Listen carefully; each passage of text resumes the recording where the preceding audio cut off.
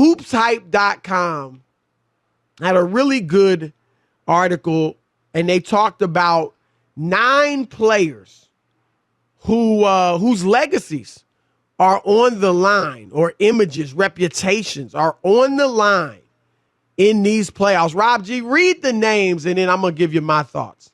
That's right. They posted the names. Now, they're in no particular order. They're just listed, 9 guys.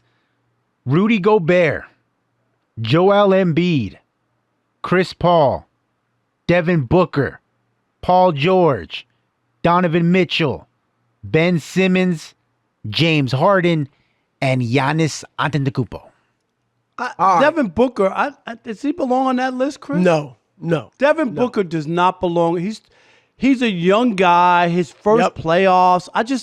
I think he shouldn't be on the list at all. He has I'm nothing totally to lose. with you. Totally with you, Rob. I mean, first time in the playoffs. The dude is 25 years old. I mean, really? We really think he's going to do what? I don't 24 get that. years old. Yeah, I mean, come on. The dude is just establishing himself as a legitimate star. I don't expect him to go out and do much. I mean, I think he'll play well. But what's he got? I mean, unless he goes out there and averages 8 points a game, I mean, you really docking him if he loses to LeBron and AD in the first round? So come on. I don't think he belongs on there. I got to be honest. I don't think Rudy Gobert belongs on there. Because, I mean, Gobert is a center, a non-scoring center in today's NBA. 100%. He's another one. No one at the end of the day is going to go, Rudy Gobert didn't win a championship. I can't believe it. Like that'll never talk about things that'll never come off your lips is Rudy Gobert didn't win a championship. And yes, Rob, I'll go with you home tonight after the club. You know what I mean? Like, you never hear those two things. Yeah, but look, I'm with you on the Gobert. I'm with you on both, actually. But the Gobert, no.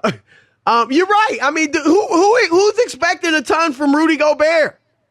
Yes, a tremendous defensive player. I actually did vote him Defensive Player of the Year on my ballot. But come on. If they lose in the first round, lose in the second round, is somebody in their right mind really killing Rudy Gobert? I mean, he is what he is. He's a 14-point scorer. He's a great rebounder, great defender. Like I said, he's the Dikembe Mutombo. He'll get more criticism and notoriety, Chris, by being the first NBA player with COVID that shut the league down. Am I right? Actually, you're right. You're right. He might be, and in his Wikipedia or bio, I bet you that's up high.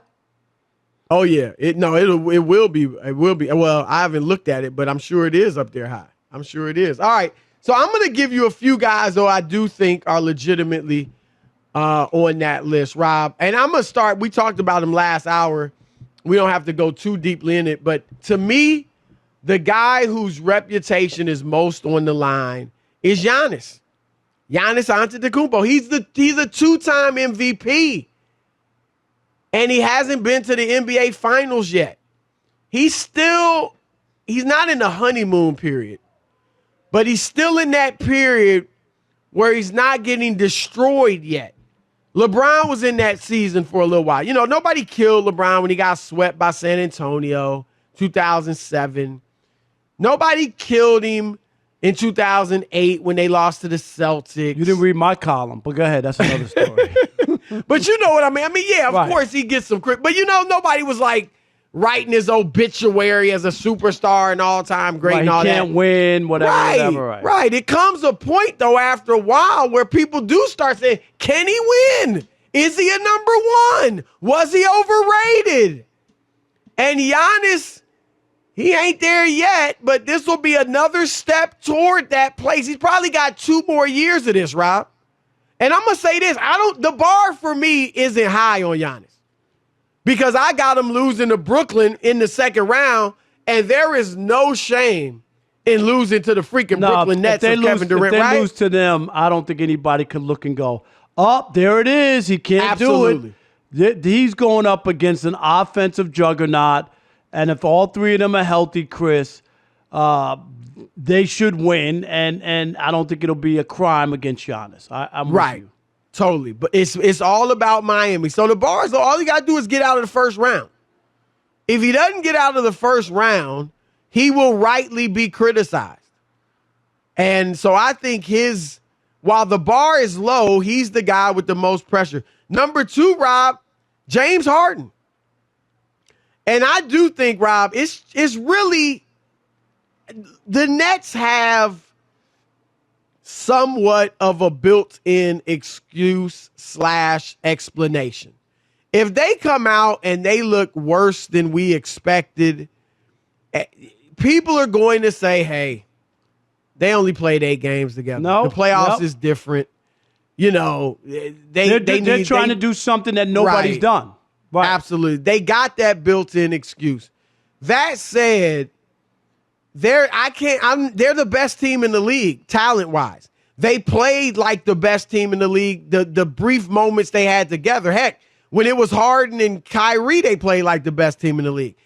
KD's won his 2 championships. With no KD, they won like 23 out of 25 or 6, Chris. Right. Something, it was ridiculous. KD's won his 2 championships. He's hit big shots on the big stage. Kyrie's hit arguably the biggest shot in NBA history.